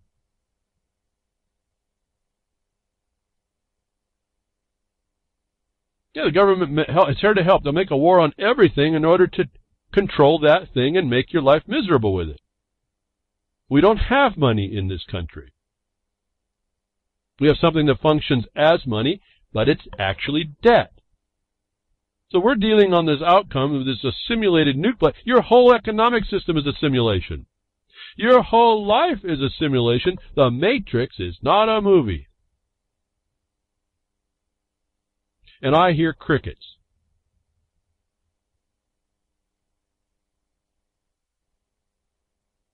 The one woman in the TSA thought she was going through hell, being treated as a dog. That's not unusual for these people in the United States government, these psychopaths who declared you to be an enemy in your own country against an enemy in the district, the psychopaths that have invaded it. The new DHS secretary just tried to scare the hell out of Americans. They think they worry about that woman? As an agency that responds only to the executive branch of the government, the United States Department of Homeland Security is tasked with the stated chore of looking after the country's public security. Oh, there's that word again. This involves several fronts, placing the department in charge of anti-terrorism programs, border security, cyber security, immigration, and others. And as a government body, its sole goal, whether the agency clearly states it or not, is to remain relevant. After all, if the government had to compete in the open market, they would never survive. Under President Donald Trump, the DHS Secretary John Kelly holds this agency's most important position as a leader of a multi-layered organization that thrives in an environment of constant conflict. And on Tuesday, speaking at George Washington University, Jesuit Catholic University, he laid out the Hill, what the Hill called the dark vision of the global threats facing America. Make no mistake, the retired U.S. Marine Corps general said, echoing former President Barack Obama, we are a nation under attack. Yes, by those that thrive in conflict, the government itself. Those that perpetrate the war of terror, calling it the war on terror. The war on drugs became a war against you.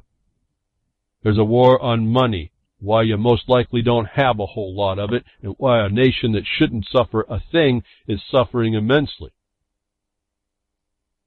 In some regard, in my view, my naive view a long time ago, it appeared to me we were all going to be very, very wealthy, and we could all go visit the world and help it. The problem that slipped my mind was that was really just a tale told to me that I could consume if I wanted, and I kind of partly did, till it was a shock in my life that I'm standing there within a few seconds of my life, 5 cops supposed to be upholding the law, inventing a crime against me in order to shoot me. Well, that was a wake-up call.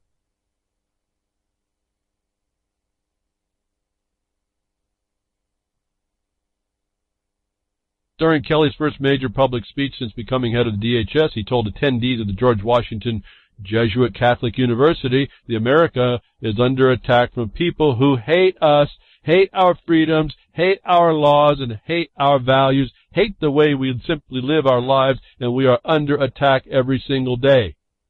He firmly stated the threats are relentless. From whom is him? I don't know if you've looked around, but I don't think it's a freedom to be treated like a dog. I don't think it's a freedom to be considered an enemy combatant as a presumption.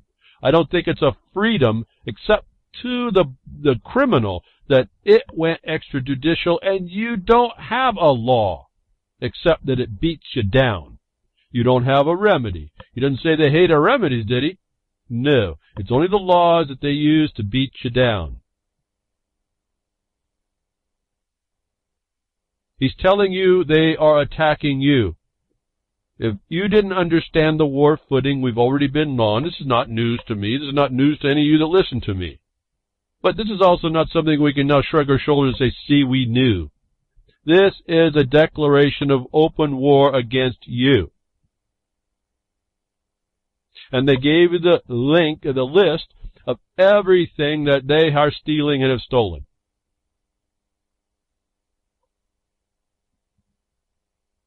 I asked the sheriff, how about if we just start honoring the law and bring accountability?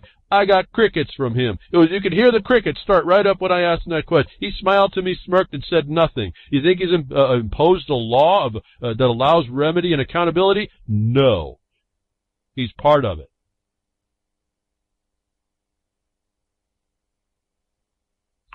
Hate our values. I start saying, what's our now? We get back into the other question. What is our? If I look at it from his side, and our is them, sure, anybody should hate what they're doing. Their freedom to be a bully and bludgeon and a criminal around the world, the laws that they use, our laws that they say that we can go extrajudicial, that purports the pretext of lawfulness, the destruction of international law, our laws is non-law. We can look at it both ways. It's still no good. But they came out to tell you that they're committing crime and war against you.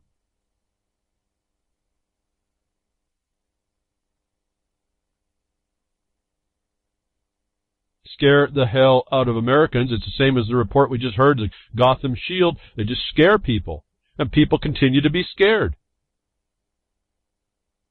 People don't have a clue on taking anybody to task. Oh, they say Homeland Security is tasked with something. What are you tasked with? To be afraid? To puff out your chest and talk big? Do nothing? Why? They say it's for public security. I've told you, when they allowed the war to hit the United States, they failed their duty to keep it secure. They can't now use it as an excuse to go after you. They have, and you've let them.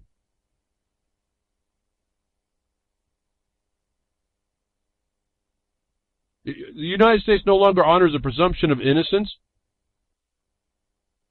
and you're okay with that. Well, what's the presumption of innocence? It's against a law and a remedy, isn't it? And those don't exist.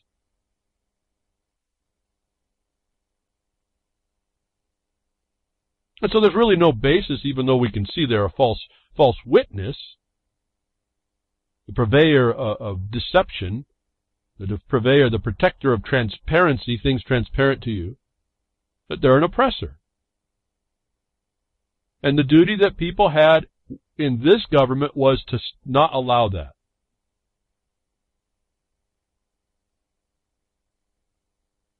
Then would that be an anarchist in that regard? Being against what the government is today? Well, no, it wouldn't. See, you have the duty to not let it get there. What is today is not the society. What is today is the invader. So being contrary to the existing government doesn't make you I was going to say that, again, what you might characterize as statism isn't even valid. Again, we don't understand the most basic conditions. That basic definitions in general would explain to us. Oh, I rally against all this stuff the government does. No, you had the duty to stop it so it never got there. You're not an anarchist. You're one who didn't fulfill your own responsibility. You're derelict. Not a judgment. You might have some thing that came on you, like an injection or some food you ate or some mind-numbing frequencies that came together, watching TV, seeing too much AJ. I don't know what the problem is. Having all this stuff to know about, nothing to do about. That'll mess you up. How frustrating that must be in people not to be able to do something about all the nonsense that they see. And I'm saying just find something and go start solving something, even if it's our own ignorance in the process of trying to fulfill what we want to stop. I mean, at some point, it should have occurred to people that when Trump started loading up the swamp with turds, he didn't get rid of the crocodiles, but maybe he became the crocodile whisperer. And things weren't going to be so pleasant.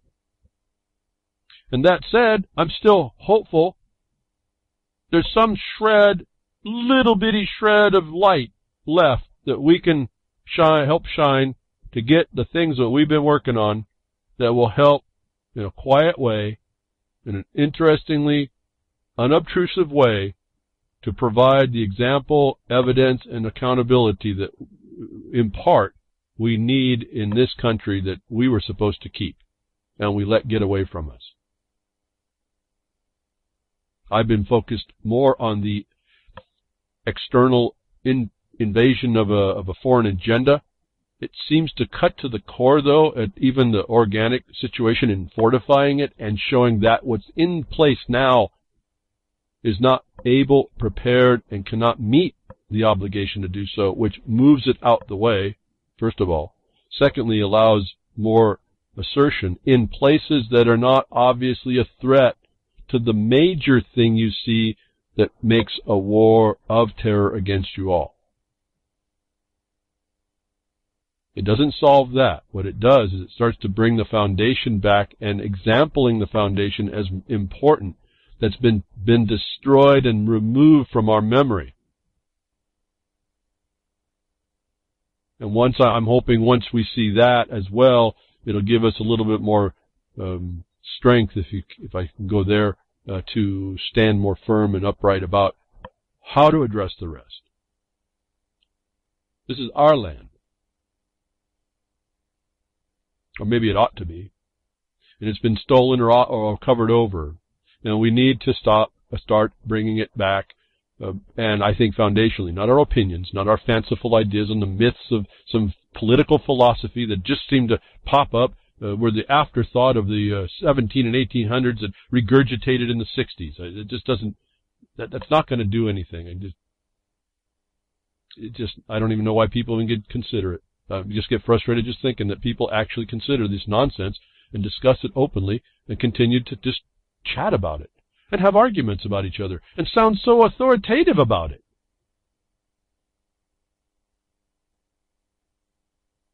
So the government now scares the hell out of America. They've been doing that since 9/11. That's what that whole thing was about.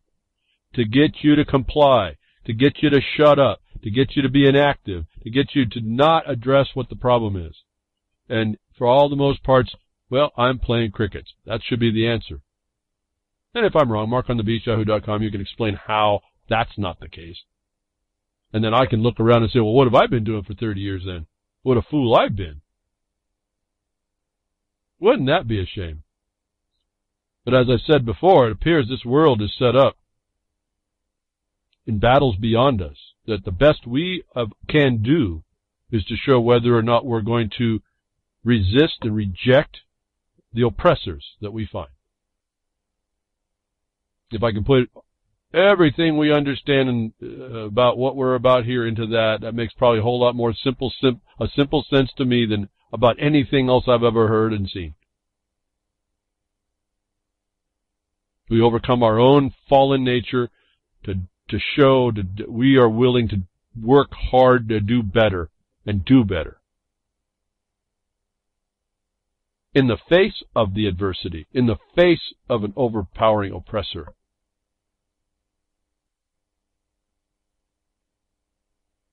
So everyone, you can sit there and be afraid. You can laugh at being afraid. You can deny being afraid. You can say, oh, it is a tool to make me afraid, so I'm not going to be afraid. But that's not going to change the fact they're still doing all this stuff. Everyone's doing these things. And yet I look out in the world and where we are working, where the people I work with, things are slowly changing in ways that are so subtle. I would have never conceived this to happen ahead of time until we found ourselves in doing it.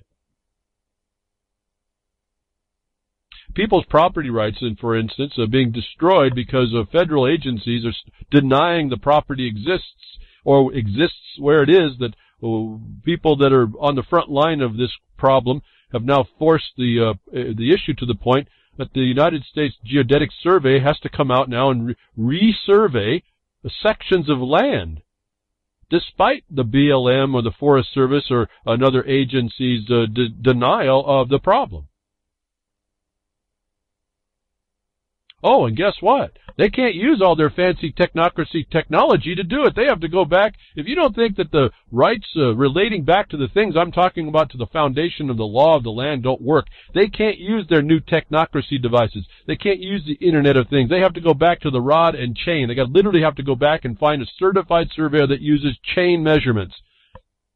That didn't happen. This didn't start to protect people because everyone was crickets on the problem of the deception, the falsification of the federal agencies, and even the records were wrong. The work that was worked on to find that was impressive, and proving the problem is now going to start becoming the steps made to relieve people of two things. One is the threat, the color the governments are putting on the people that have their private property, and readdressing the underlying foundational use, which can't be taxed, which can't be interfered with. All that didn't happen because someone was quiet on it or didn't want to go look. It took someone with an interest to go dig it up. And then it took a few people with insight to figure out, well, what do we do with this? How does it go along? How does this work? Who to go talk to? Who to get the ear to? Who's the decision on this? Instead of having the hell scared out of you, or some authorita saying you can't, or we're not going to let you, or that's not the, we don't have a record on that. Then you go to the county, folks, I'm telling you, the county records, the record system in this country is what saves us. Just like the globalist, elitist Hernando de Soto, who wants to bring blockchain cashless society on you, exposed to me when his analysis of what made the United States great, even amongst all other Western companies. Countries. You know how easy that is to say? It's our system of records that show evidence of the chains of authority of conveyances. And the federal agency said even though they have the duty, the obligation to keep the records, they claim they had none. Those records were found in local county records offices and other places, but mostly the county records, showing the falsification of a federal agency to diminish a whole lot of people.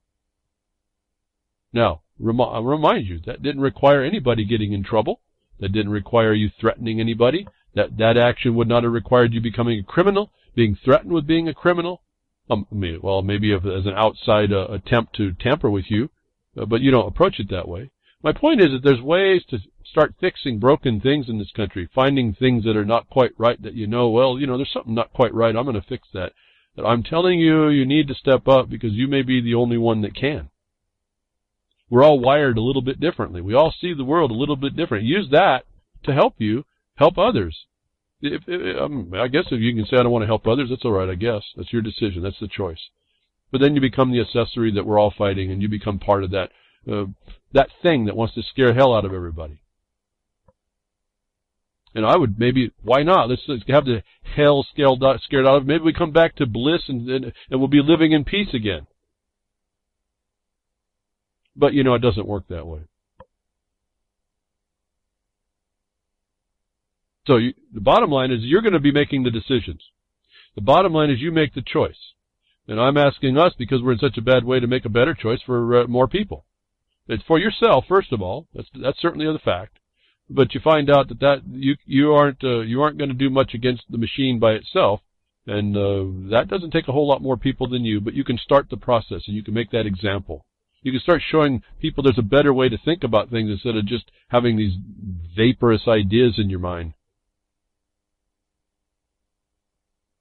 You get down to production, your life is on the line. You live or die by what nature provides. This is what a producer's risks are. They're darn appreciated. Why you don't put politics on production? The risk's already happening every day by the one in production. The one that has the land, that controls it, that provides for everybody else. And so as a farmer, you learn to take responsibility. You can't put that on anybody else. Now, you may get aid from somebody, but the bottom line decision is yours. And so when you hear a little story like this, it should make an impact on you. That despite what all the government wants to say, there's certain realities in the world. Despite what conservation science wants to do, and this UN political agenda, and this agenda for your life, the future they want for you, the technocratic future, there's going to be a man somewhere with, until we go to robots and have you in pods, the Matrix is not a movie, you're going to have to rely on someone out in the field called a farmer. And he's going to have to make decisions that makes him go from year to year, notwithstanding all that nature can throw at him. Or the chemical industry, where farmers in India use Coca-Cola and Pepsi as a cheaper alternative to pesticides. Should find some interest in your favor for those of you that still participate in these chemical poisons.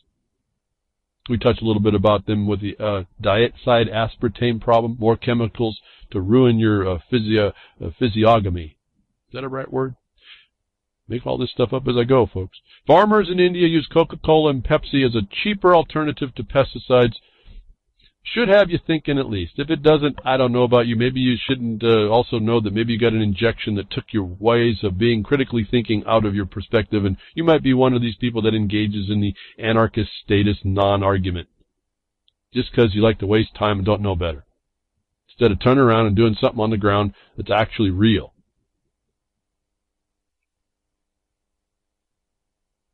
Farmers use Coca-Cola and Pepsi as a cheaper alternative to pesticide. Not an alternative, folks. Coca-Cola and Pepsi apparently are pesticides. Keep buying that stuff that you're made up for you. Keep consuming, folks. That's the epitome of everything in my mind that we're provided. You're not doing it yourself. And as we found out, even olive oil, you can't even take labels on olive oil bottles. As I was broaching in Gary L. on the road less traveled, you'll hear 2 hours after my broadcast on reallibertymedia.com. He exposed as well. He's exposed the first time. You can't even trust olive oil, how bad these people are. Not just corporations. There's a spirit in us that wants to do this harm to us. And so we're receptive to being controlled that way in our minds because we're all crickets.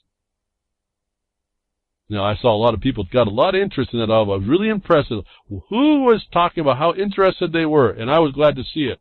But where they were, all these people, all kinds of people interested in the alteration of your olive oil, you would not be any more interested in what I would talk about generally. And what I'm talking about is ending that which allowed that deception to you in the olive oil.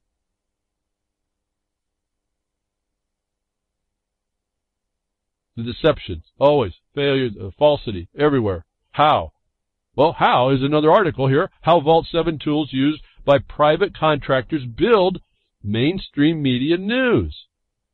A fascinating little breakdown. I think you need to see it. Why? You need to know the enemy. You need to know how it's constructed. You need to know what's going on so that you can start to look at all this and start looking through the nonsense. There is information that's noticed, and then there's information that's evidence. You have to be able to discern both, and I say then move next to using it. So you got the wheat from the chaff, and then you have the wheat that has to be divided in utility and then made into something. And I want to read this. I just wanted you to hear someone's broken down how the Vault 7 tools are being used by private contractors that have influence in the mainstream media and even in social networking that is all working to build your so-called news. And the problem with me, that's potentially false intelligence you have to understand, weed through to get the real good stuff. As I show you, I'm not joking about this evidence. All you see that I talk to you about in some way can be evidence depending, you may not understand it if you don't have a purpose for it, but I make a purpose, that's why I bring it up, to say that if you're in this subject matter area that you want to fix, this is a notice and a measure of evidence and or the fact of a statement verifying that you have a cause to move if you wanted to.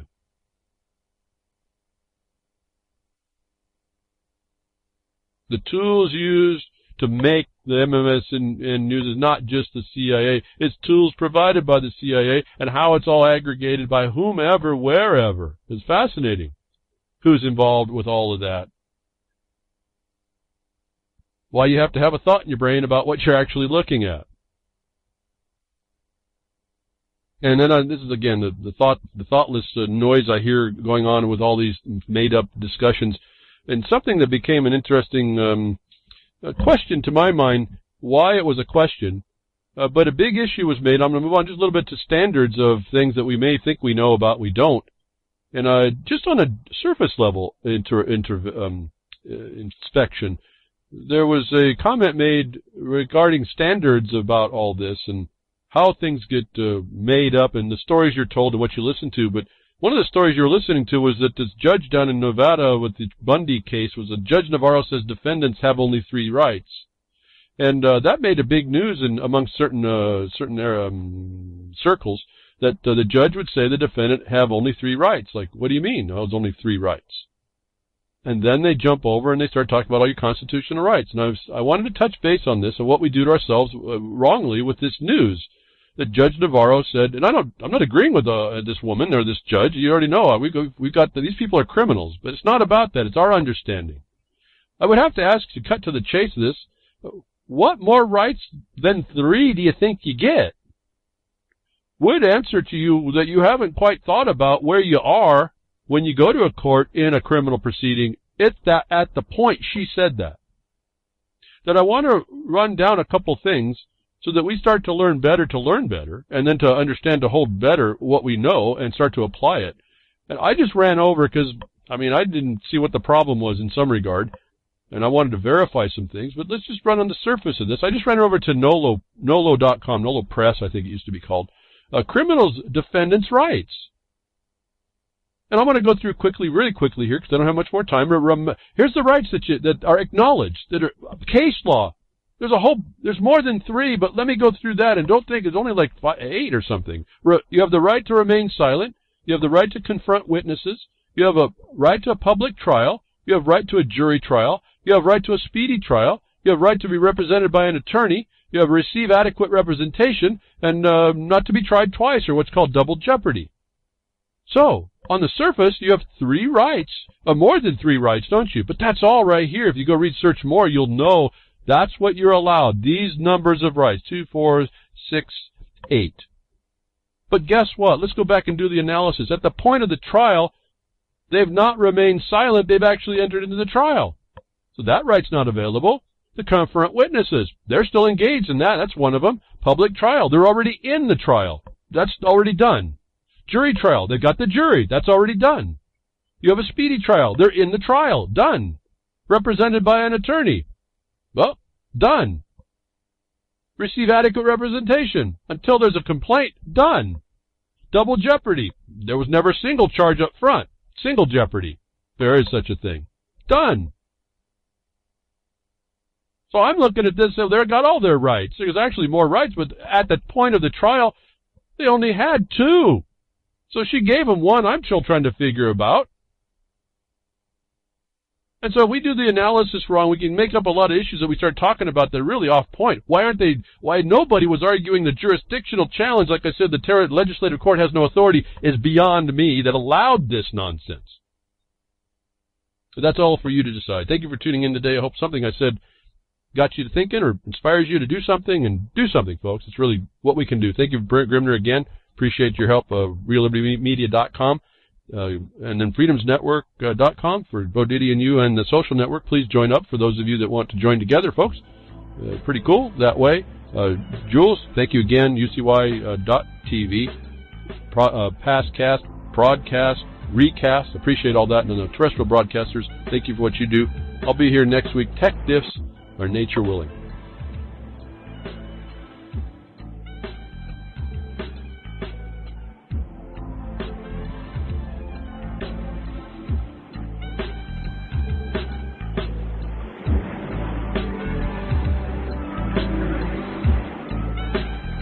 Well, that's another lesson. I hope with today's information you can take it to those that misbehave.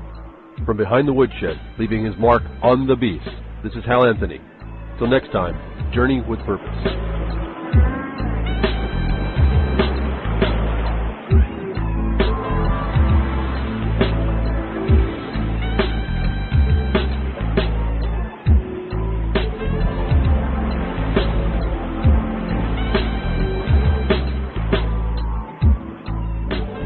Well, that's what opening up a can of whoop-ass feels like.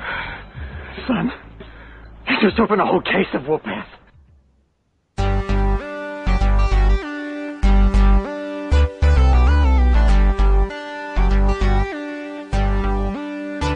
This is Ozzy Skateboard, and you're listening